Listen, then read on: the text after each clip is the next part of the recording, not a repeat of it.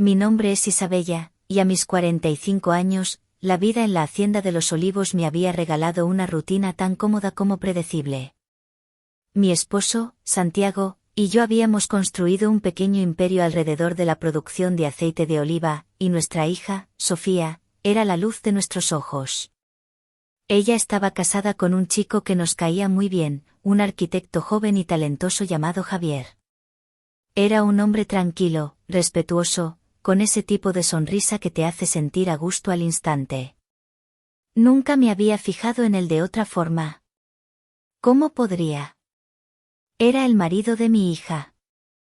Pero el destino tiene un sentido del humor retorcido, y el nuestro decidió jugar su partida durante una de las épocas más tranquilas del año, la temporada baja.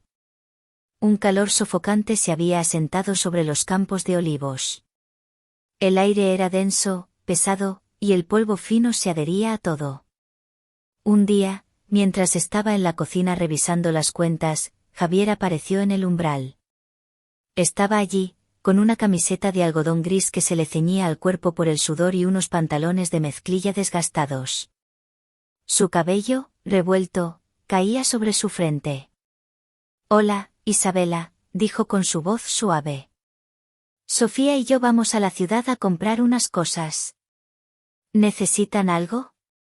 Asentí, le pedí unas semillas y unas cintas de tela para los almácigos. Mientras anotaba, su mirada se detuvo en mí por un segundo más de lo normal, y sentí un cosquilleo, un roce invisible que me pilló desprevenida. «¿Qué tal si me acompañas a la bodega?», me preguntó de pronto.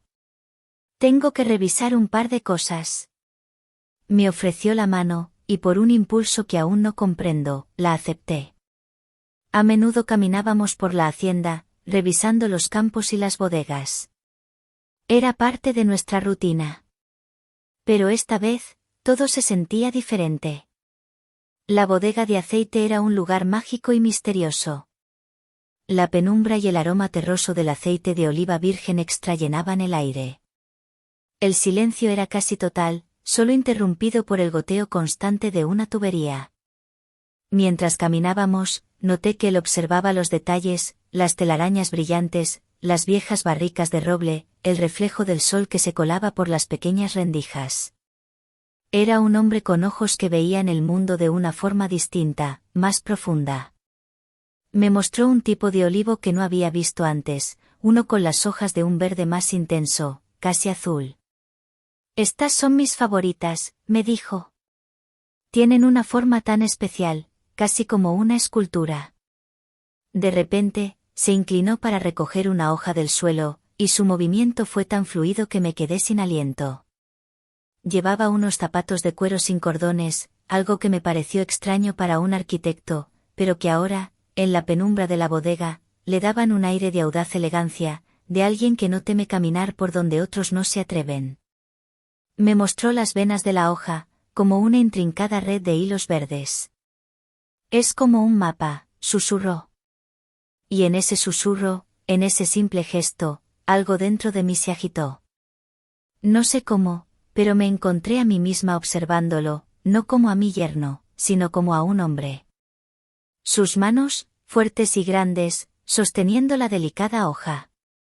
Me di cuenta de que llevaba una pulsera de cuero trenzado en la muñeca, un pequeño detalle que lo hacía sentir real, palpable. Él alzó la vista, y nuestra mirada se encontró. Y en ese instante, en esa mirada mutua, entendí que no era solo yo quien sentía esa conexión extraña. La tensión creció, espesa como el aceite que nos rodeaba. Era la primera vez que éramos solo él y yo, sin Sofía, sin Santiago, sin la hacienda. Era la primera vez que éramos dos personas, no dos roles.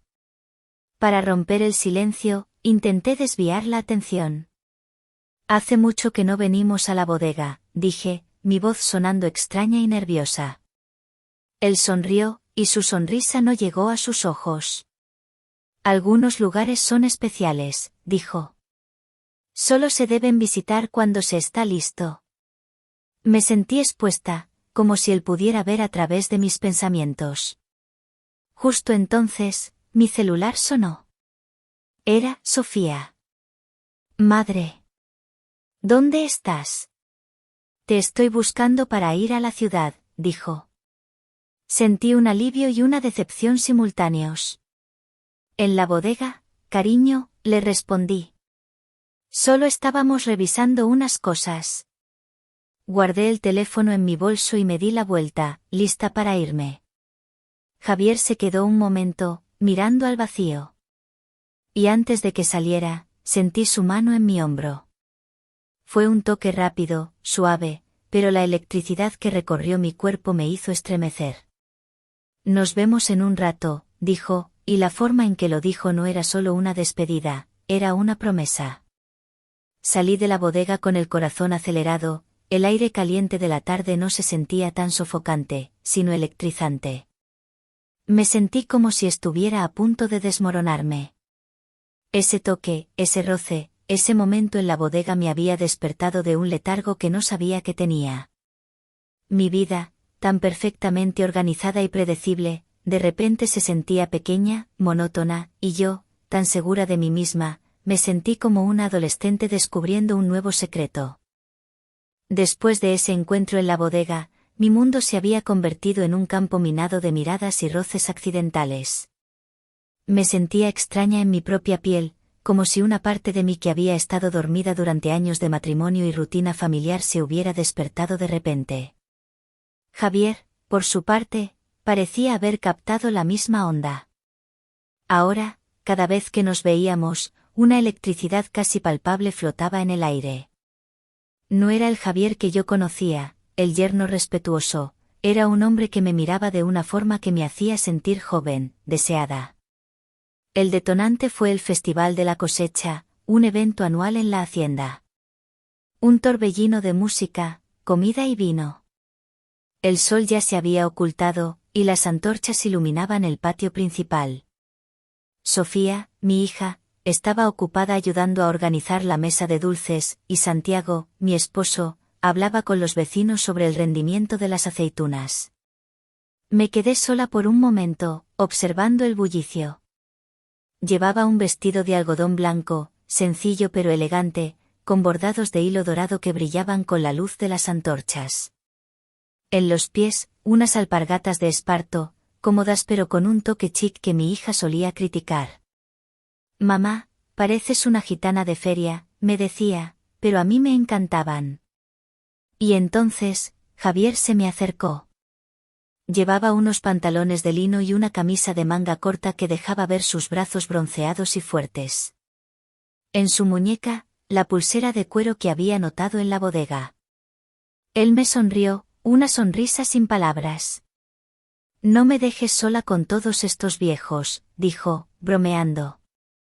No quiero hablar de aceitunas toda la noche. El olor a colonia fresca, a madera de sándalo, se mezcló con el aroma del vino y el aceite, una combinación embriagadora. Una rumba flamenca empezó a sonar. El sonido de la guitarra, el taconeo y el palmeo llenaron el aire. Javier me tendió la mano. Una pieza, por favor, dijo, y la forma en que lo dijo me hizo entender que no se refería solo a una canción. Mi corazón dio un vuelco. Javier, no, es que, balbuceé. Es solo un baile, Isabela, me interrumpió, su voz un susurro. Nadie se dará cuenta. Lo miré, y la lucha interna en mi mente era feroz. La moralidad, la lealtad a mi hija, mi vida tranquila, contra ese instinto recién despertado, ese anhelo por algo desconocido. Acepté su mano y me dejé llevar a la pista improvisada. No sé cómo, pero mis pies encontraron el ritmo. Él era un excelente bailarín, y yo, que no bailaba así desde hacía años, me sentía como si mis caderas se movieran solas. Él no me tocaba de forma inapropiada, pero la cercanía, la forma en que sus ojos se encontraron con los míos una y otra vez, la forma en que el sudor de su frente brillaba bajo las antorchas, todo se sentía íntimamente cargado. Me susurró al oído, sabes, me encanta tu estilo de gitana. Su voz me erizó la piel. Su pulgar rozó mi cintura, un toque tan suave que podría haber sido accidental, pero ambos sabíamos que no lo era. El baile se volvió más y más rápido, el ritmo de la rumba nos arrastraba. Me sentí completamente libre, olvidando quién era, dónde estaba, con quién estaba. Estábamos solos en ese baile, en ese espacio entre la gente, en el que nadie más importaba. De repente, él me tomó de la mano y me guió hacia la parte de atrás de la bodega, una zona apartada y oscura. Me detuvo en una esquina, oculta por unas viejas tinajas de barro. La música se escuchaba más baja, pero la tensión entre nosotros era ahora ensordecedora.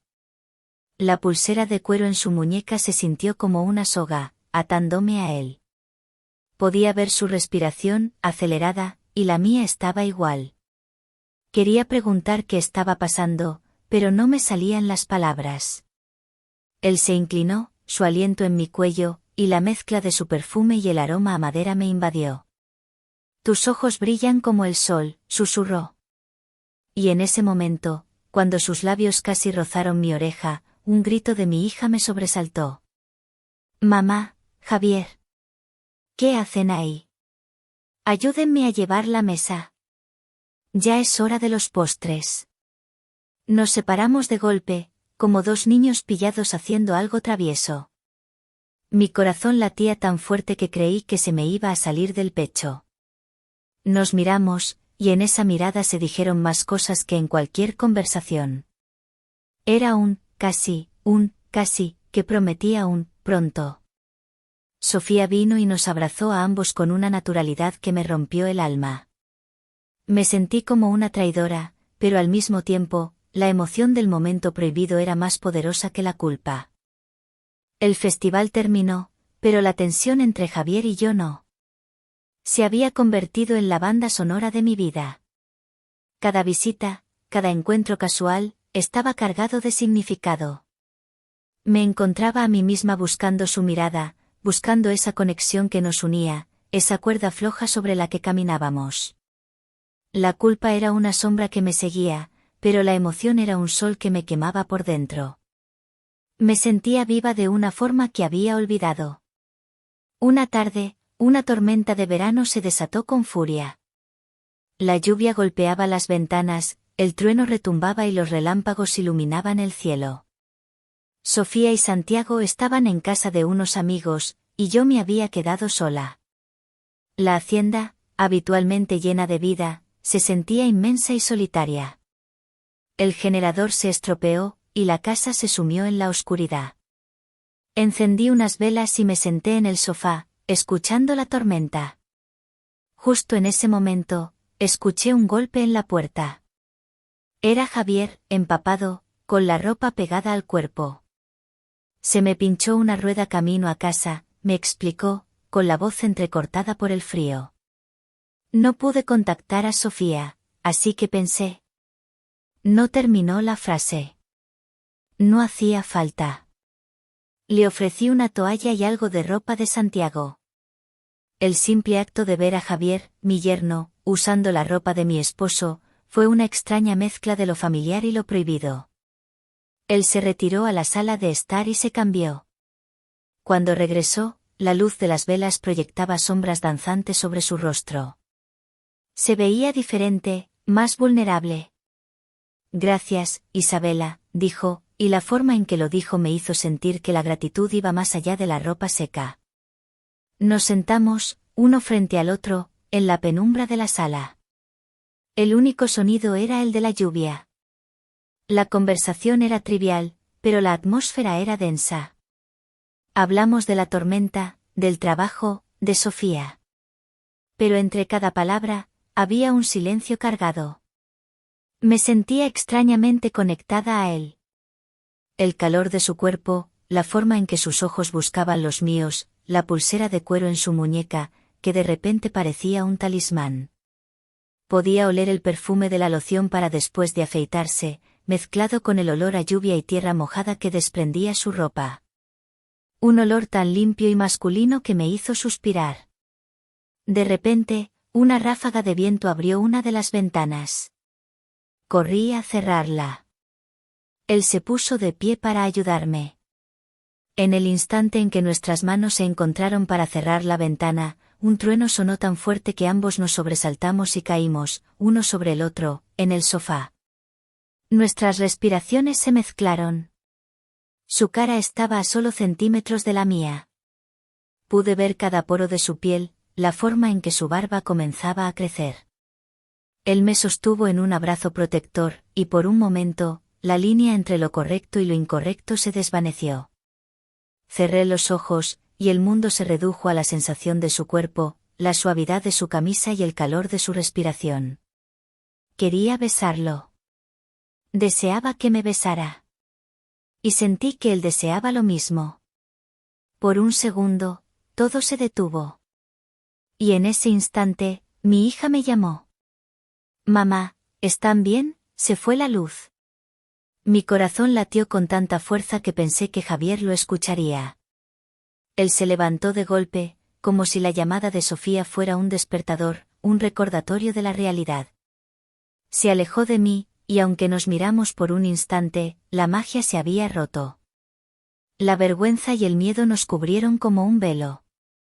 La oportunidad se había perdido, pero el deseo se había intensificado. Él, casi, de la tormenta me dejó temblando, una sensación de anhelo y arrepentimiento que no podía sacudirme. Desde ese momento, Javier y yo nos mantuvimos a una distancia prudente, pero la tensión era una cuerda elástica, y sabíamos que tarde o temprano, alguien la rompería. La siguiente vez que nos vimos, fue en el jardín de la casa de Sofía y Javier, una tarde de un domingo cualquiera. Mi hija me había invitado a almorzar, y la rutina se sentía reconfortante, casi aburrida, lo que me tranquilizaba. Me puse un vestido de seda vaporosa, de color miel, y unas sandalias de tiras finas que se anudaban alrededor de mis tobillos. En mi cuello, un medallón de oro, un regalo de mi esposo, brillaba con el sol. Me sentía, por fuera, una mujer casada y respectable, pero por dentro, una adolescente rebelde. Después de la comida, Sofía se ofreció a mostrarme las nuevas plantas que había comprado para el jardín. Ella estaba entusiasmada con un pequeño huerto que había montado, lleno de tomates, hierbas y flores. Mientras caminábamos, noté que el jardín era un reflejo de su personalidad, caótico, vibrante y lleno de vida. Sofía se inclinó para arrancar una mala hierba, y su cabello rubio, atado en una coleta, se movió con el viento. Su inocencia y su alegría me hicieron sentir un nudo en el estómago. Javier apareció de la nada, con unas herramientas en la mano. Llevaba unos pantalones cortos de lino y una camiseta sin mangas, que dejaba ver sus brazos esculpidos por el sol. El olor a tierra y a hierba recién cortada se mezclaba con su perfume, una mezcla extraña y atractiva. Él no sonrió, pero su mirada se posó en mí, en mis sandalias y en el vestido de seda que ondeaba al viento. Sentí que me analizaba, que veía más allá de la ropa.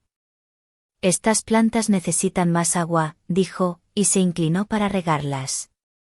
La forma en que sus músculos se tensaron al agarrar la regadera, la curva de su espalda, todo era como un imán para mis ojos. Me di cuenta de que le fascinaban las manos, se fijaba en mis uñas recién pintadas y en el brillo de mi anillo de bodas, y mi corazón latía con fuerza. Era un fetichista de manos, me di cuenta. Me sentí expuesta, como si él pudiera leer mis pensamientos a través de mis manos. Sofía, inocente, continuó con su recorrido, mientras que Javier y yo nos quedamos atrás. Nos separamos de Sofía, y él me guió hacia el invernadero, un lugar pequeño y discreto al final del jardín. El aire dentro era denso, húmedo y cálido. El aroma a tierra y a plantas exóticas era embriagador. Él me ofreció una pequeña rosa blanca que había cortado de una planta cercana. No es tan bella como tú, pero se parece a ti, dijo, y su voz era un susurro que me erizó la piel. Sus palabras, tan simples, pero tan cargadas de significado, me hicieron sentir que el aire se me iba de los pulmones. Él se acercó y me tomó la mano, sus dedos largos y fuertes entrelazándose con los míos. Mi corazón latía tan fuerte que sentí que el suelo se movía. Él miró mi anillo de bodas, pero en lugar de soltarme, apretó mi mano.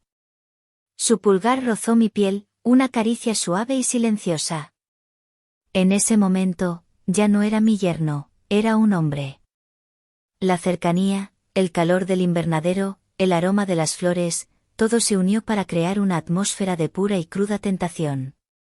Me sentí como si estuviera a punto de desmoronarme, de caer en el abismo. Él se inclinó, su aliento en mi cuello, y un escalofrío me recorrió el cuerpo. Y en ese instante, en ese pequeño espacio, nos besamos. No fue un beso de pasión, sino un beso de reconocimiento. Fue un beso que me hizo entender que no había vuelta atrás.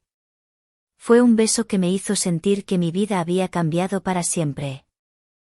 El beso en el invernadero fue el punto de no retorno. La culpa, que antes era una sombra, ahora era una presencia constante, un peso en mi pecho. Pero era una culpa extraña, mezclada con una excitación febril.